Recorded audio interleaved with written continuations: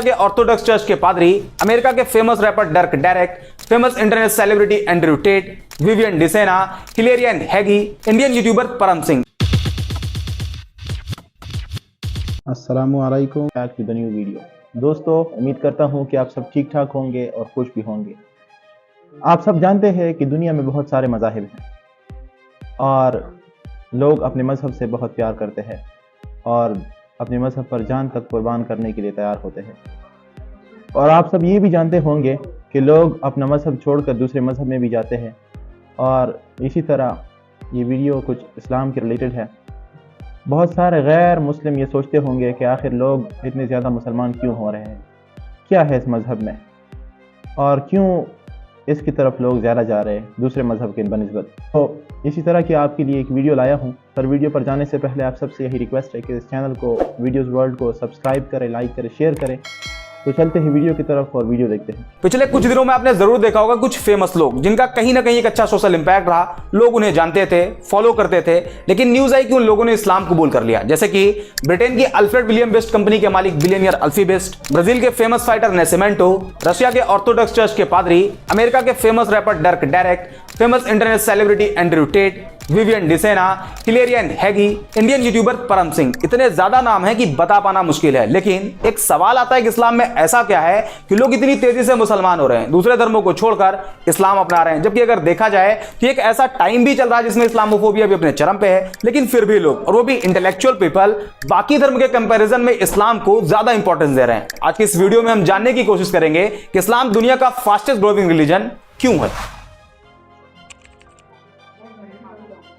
इस वक्त पूरी दुनिया की पॉपुलेशन 8 बिलियन मार्क को क्रॉस कर गई, जिसमें Christian 31.11%, Muslim 24.9%, secular, non religious, agnostic, atheist, इन सब की पॉपुलेशन 15.58%, हिंदू 15.16% और बाकी बचे 13.25% में सभी रिलीजन आते हैं। दुनिया में पहली सबसे बड़ी मुस्लिम पॉपुलेशन इंडोनेशिया में रहती है, दूसरी पाकिस्तान में और तीसरी इंडिया में। तो स्टडी के मुताबिक 2050 तक इंडिया दुनिया का सबसे बड़ा मुस्लिम पॉपुलेशन वाला देश होगा। लेकिन अगर आप वर्ल्ड वाइड देखते हैं तो इस्लाम का ग्राफ लगातार तेजी से आगे बढ़ रहा और साल 2060 तक इस्लाम दुनिया का सबसे बड़ा रिलीजन बन जाएगा। Japan, Europe, France, America, India जैसे कई देशों में इस्लाम सबसे तेजी से आगे बढ़ने वाला धर्म बन गया है। तो अब सवाल आता है कि आखिर इस्लाम इतनी तेजी से क्यों आगे बढ़ रहा है। तो इसका पहला रीजन जो हमेशा से बताया गया कि मुसलमानों में फर्टिलिटी रेट बहुत ज्यादा है, बाकी रिलीजन के कंपैरिजन में मुसलमान ज्यादा बच्चे पैदा करते हैं। यही वजह है कि मुसलमान तेजी से आगे बढ़ रहे हैं। जबकि सेंट्रल हेल्थ मिनिस्ट्री के सर्वे के मुताबिक मुसलमानों के बीच फर्टिलिटी रेट भी कम हुआ है। दूसरा रीजन, दूसरे धर्म के लोग तेजी से इस्लाम की तरफ अट्रैक्ट हो रहे हैं। पर डे कहीं ना कहीं से न्यूज आती है किसी फेमस इंडिविजुअल ने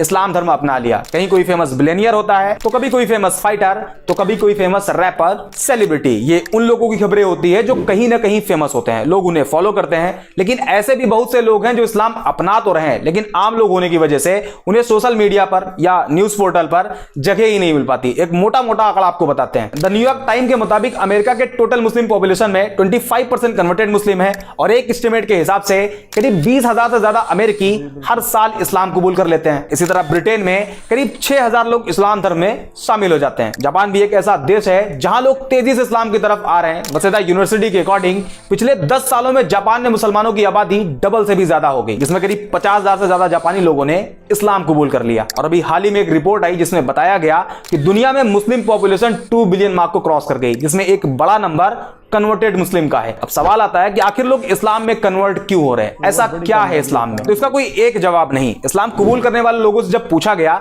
कि आपने इस्लाम क्यों कबूल किया, तो ज्यादातर लोगों ने अलग अलग रीजन बताए। लेकिन एक जो कॉमन रीजन देखा गया वो था कि जब कोई नॉन मुस्लिम किसी ऐसे मुस्लिम के कांटेक्ट में आया जो एक्चुअल मुस्लिम था, इस्लाम के बेसिक्स को फॉलो करता था, तो उसे देख के वो उसकी तरफ अट्रैक्ट होते और इस्लाम के बारे में जानने की कोशिश करते, जिसमें कुछ ऐसी चीजें उन्हें मालूम चलती जो एक नॉन मुस्लिम के लिए बड़ी सरप्राइज होती। For example, social equality. बाकी धर्मों में देखा जाता है कि एक इंसान को दूसरे इंसान के आगे काफी नीचा दिखाया गया है। जैसे इंडिया में जातियों में बांट दिया गया, उसमें भी कैटेगरी बना देगी और सबसे कमजोर कास्ट कैटेगरी को शूद्र बताया गया। ऊंची कास्ट के लोग उन्हें अछूत मानते, उनके हाथ का पानी तक नहीं पीते। इसी तरह दूसरे धर्मों में काले गोरे इंसान को लेकर डिस्क्रिमिनेट किया गया, काले लोगों को गुलाम बना लिया जाता, उनकी पिटाई भी होती और उनसे जानवरों की तरह काम भी लिया जाता। ऐसे में जब कोई नॉन मुस्लिम जिसे सोशल जस्टिस नहीं दिया गया था, उसने इस्लाम को पढ़ा और पाया कि प्रॉफिट ऑफ इस्लाम ने किसी बिलाल नाम के काले पहले गुलाम को न सिर्फ आजादी दिलाई बल्कि आजादी के साथ साथ बाकी मुसलमानों के आगे बिलाल को काबे की छत पर अजान कहने के लिए खड़ा कर दिया। इसके अलावा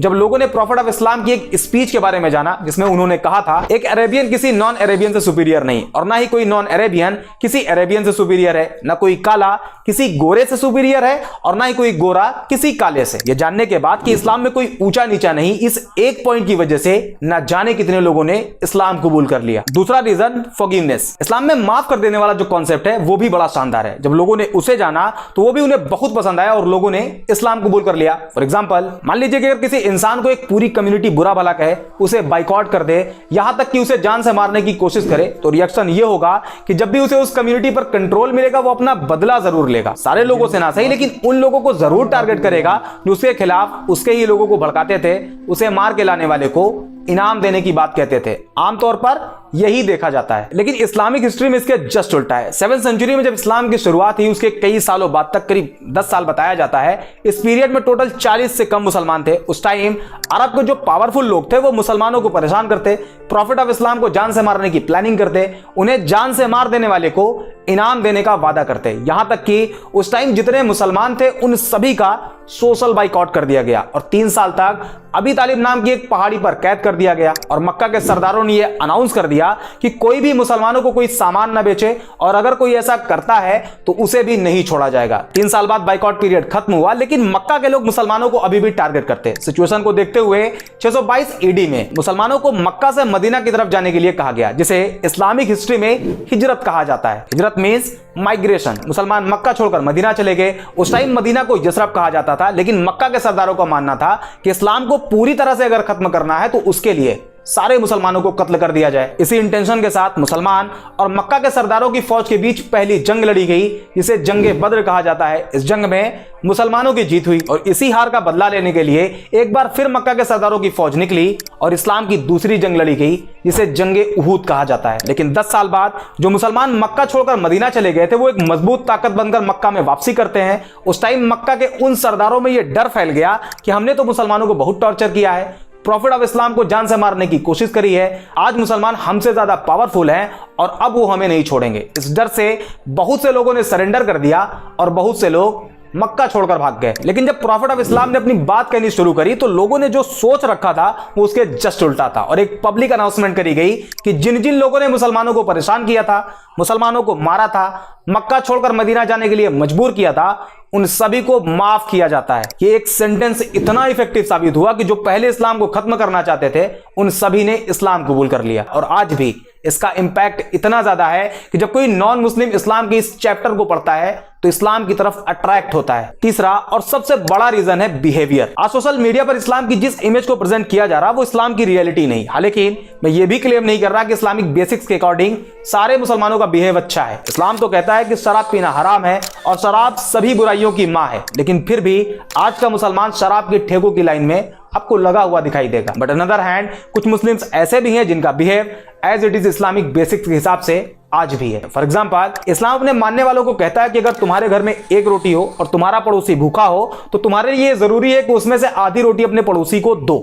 इस बात को मेंशन नहीं किया गया है कि पड़ोसी मुसलमान हो तभी दो, बल्कि कोई भी हो, किसी भी रिलीजन को फॉलो करता हो, आपको उसके साथ वैसे ही बिहेव करना है। और आज के टाइम पर जब कोई नॉन मुस्लिम किसी एक्चुअल मुस्लिम के बिहेव को ऑब्जर्व करता है तो वो उसके बिहेव से अट्रैक्ट होता है और ये रीजन इस्लाम को इतनी तेजी से आगे बढ़ने में सबसे बड़ा रोल प्ले कर रहा है। इसके अलावा justice, tolerance, patience, peace, day of judgement और भी बहुत से रीजन है जिस वजह से लोग इस्लाम को बाकी धर्म के कंपैरिजन में ज्यादा प्रेफर कर रहे हैं। और ये जो आजकल बड़े बड़े सेलिब्रिटी इस्लाम एक्सेप्ट कर रहे हैं उसमें इस्लामोफोबिक एडवर्टीजमेंट भी इस्लाम की मदद खूब कर रहा, क्योंकि जब लोग एंटी इस्लामिक क्लेम करते हैं तो इसका इंपैक्ट पॉजिटिव और निगेटिव दोनों तरह से होता है। निगेटिव ये कि नॉन मुस्लिम कम्युनिटी में इस्लाम को लेकर नफरत बढ़ती है, जबकि इसका पॉजिटिव साइड ये है कि लोग उस एंटी इस्लामिक क्लेम को क्रॉस चेक करने के चक्कर में इस्लाम को पढ़ना शुरू कर देते हैं जिसमें उन्हें अभी बताए गए पॉइंट्स मिलते हैं जो कि क्लेम से रियलिटी बिल्कुल अलग होती है and eventually they accepted Islam. I hope ये वीडियो आपको पसंद आई होगी, अगर हाँ तो लाइक एंड शेयर।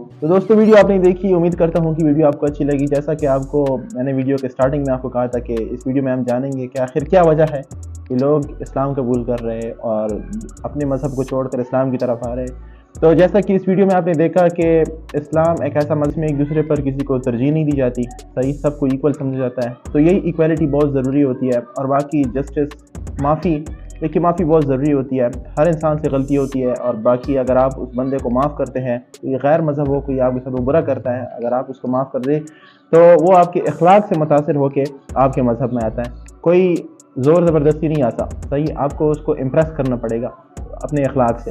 तो रसूल पाक सल्लल्लाहु अलैहि वसल्लम की मेहनत कुछ इसी तरह थी कि वो लोगों को ज़बरदस्ती नहीं लाते थे इस्लाम में कि आए और हमारे मज़हब को कबूल करें। उन्होंने लोगों को अपने अखलाक से इम्प्रेस किया, और लोग उनके अखलाक से वाकई में बड़े बड़े मुतासिर हुए, और इसी वजह से इस्लाम उस वक्त से आ रहा है इस दुनिया में, और अल्हम्दुलिल्लाह आज बिल्कुल पीक पर है। और इसी तरह अगर ये मुसलमान अपना रवैया ऐसा रखेंगे और लोगों के लिए आसानियाँ पैदा करेंगे और लोगों को ख्याल रखा करेंगे, तो इसी तरह मज़हब हमारा और भी ग्रो होता चला जाएगा। तो आप सब मुसलमानों से यही रिक्वेस्ट है कि देखिए, अगर आपके हमसाए में कोई गरीब वगैरह जो भी अगर कोई तंगदस्त है तो उनकी मदद किया करें। एट दी एंड आप सबसे यही रिक्वेस्ट है कि चैनल को सब्सक्राइब करें, लाइक करें, शेयर करें, और अगर आपको वीडियो अच्छी लगी तो कमेंट में अपनी राय ज़रूर दें। और इंशाल्लाह मैं कोशिश करूँगा कि आपके लिए इसी तरह मज़ीद अच्छी से अच्छी वीडियोज़ लाता जाऊँ। मिलते हैं किसी और वीडियो में, तब तक के लिए अल्लाह हाफ़िज़।